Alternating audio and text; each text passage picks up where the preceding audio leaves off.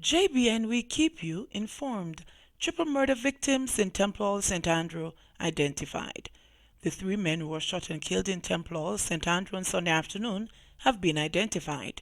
They are Philip George Ellis, otherwise called Megaplow, a 37-year-old resident of Brandon Hill District, St. Andrew; Winston Smith, otherwise called Money Kelly, a 43-year-old resident of Dempsey Pen, Spanish Town; and Donovan Guthrie, a 49-year-old from Brunswick Avenue, Spanish Town, St. Catherine. Reports are that the men were a part of a group at a cookout when three men with guns walked up and started firing. When the shooting ended, 6 persons were found suffering from gunshot wounds. They were taken to the hospital where Ellis, Guthrie, and Smith were pronounced dead. Security further tightened as Second City reels from businessman's murder. The strong security presence that has been a feature of the Second City under the state of emergency SOE in Western Jamaica was even more pronounced yesterday as Montego Bay still tried to come to terms with the murder of popular businessman Andrew George Chin. We will not be sparing any resources in our effort to make downtown Montego Bay as safe as humanly possible, said Superintendent Vernon Ellis, the commanding officer for St. James. We understand the concerns being raised, but we just want to reassure residents that we are working around the clock to make the city and its occupants as safe as possible.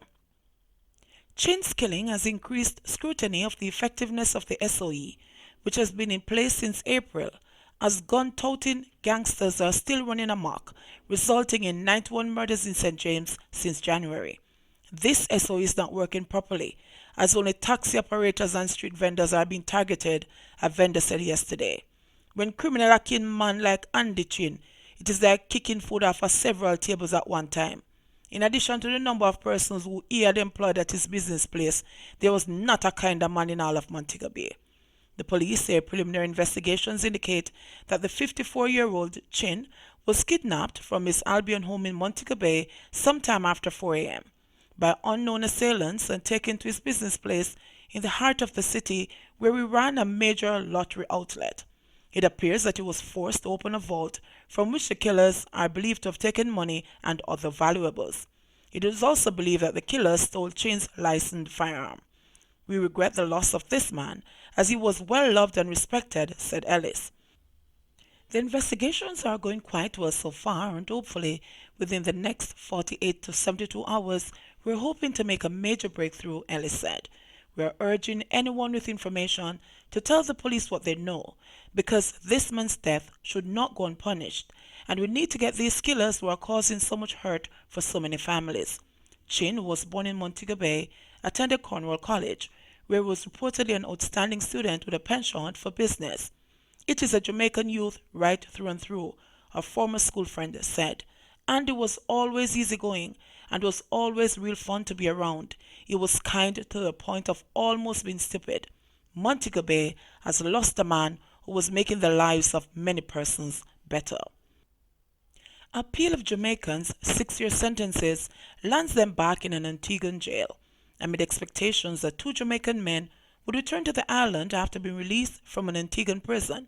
Prosecutors there have opted to appeal the 6-year sentences that were given to them for their involvement in the stabbing death of a man 4 years ago. The Office of the Director of Public Prosecutions in Antigua, in appealing the sentences, said the High Court judge who presided over the case heard by giving a lenient sentence in the face of all the circumstances surrounding the killing, the local media reported.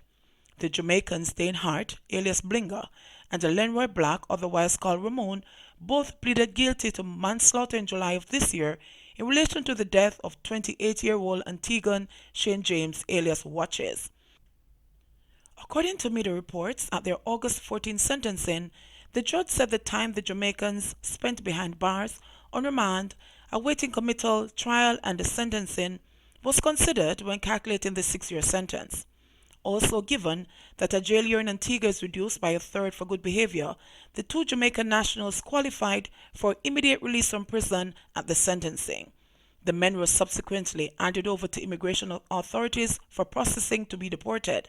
But the prosecutor's appeal has stalled the process, and the men have been taken back into police custody. It is not yet clear when the appeal of the sentences are to be heard in court. Meanwhile, a third man who was involved in the fatal attack Ryan Charges Samuels, who actually stabbed James to death, was sentenced to 26 years imprisonment on August 23. The sentence is to be reviewed after he has served 20 years.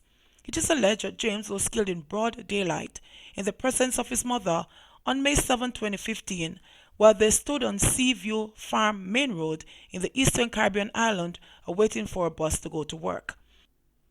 The police said when the killers alighted from a white Hyundai Accent motor car on the day of the incident, Samuels was armed with a knife, Hart carried a wooden plank, and Black had a stone in his hand. They proceeded to attack James, who was unarmed. James' mother tried to stop the attack, but she could not keep up with the men and her son as he ran for his life. He ran to a neighbor's house, but was caught and repeatedly stabbed. He was pronounced dead at hospital. The three handed themselves over to the police the following day. While Samuels alone stabbed James, Hart and Black were considered equally culpable because they reportedly knocked James down with stones and a stick, which provided Samuels with the opportunity to continue stabbing him. Man wanted for raping man with Down syndrome. The St. James police are now searching for a man who is alleged to have sexually assaulted a man with Down syndrome in the Johns Hall community in the parish last week. Residents in the community have since joined in the search for the man. "Me say we want catch the boy till we shot," one community member said yesterday. "Them kind of man are bad for the community. I we don't want him around here or bring down shame upon the community," another angry community member stated. The police confirmed that they were aware of the incident and that they have since launched a search for the man. Reports are that the 26-year-old victim resides alone. Sometime last week, he was asleep in his house when the man allegedly broke into the dwelling and climbed on his back and started to have sex with him. The victim shouted for help and the man ran from the house. Residents called the police, who visited the scene and carried out the relevant investigations. Trelawny man sends 30 students back to school. Some 30 primary school students will return to school this month with all their textbooks and other school supplies from a $1 million sponsorship provided by OW Construction and Hardware located there.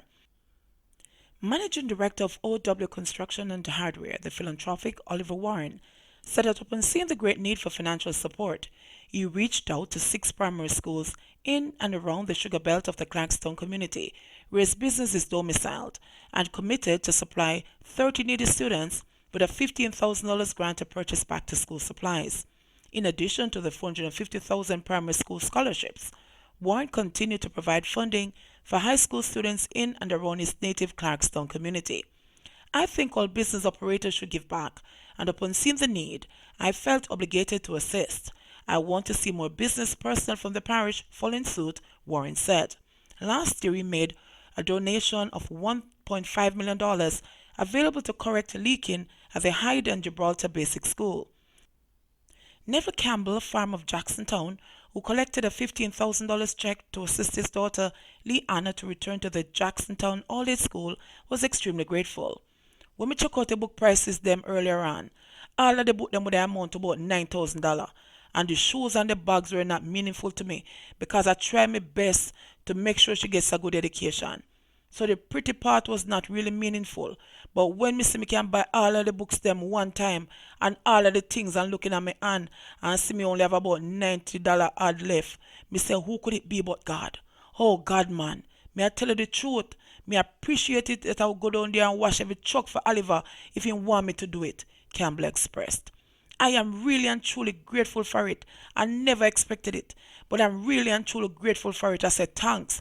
I appreciate it a whole lot. It's the first time I'm finding myself in this position to get any form of help, so it means a lot to me. I say thanks a million." Another parent, Cadian Clark of Kinloss District, was equally appreciative. "It has helped me to buy some of the things to go back to school and other things. I'm extremely grateful," she said. In order to be qualified for the primary school grant, the 30 students had to have had an average of at least 45%. JBN, we keep you informed. Please remember to like, subscribe, share, leave us a comment, and click the notification bell to receive our daily news items.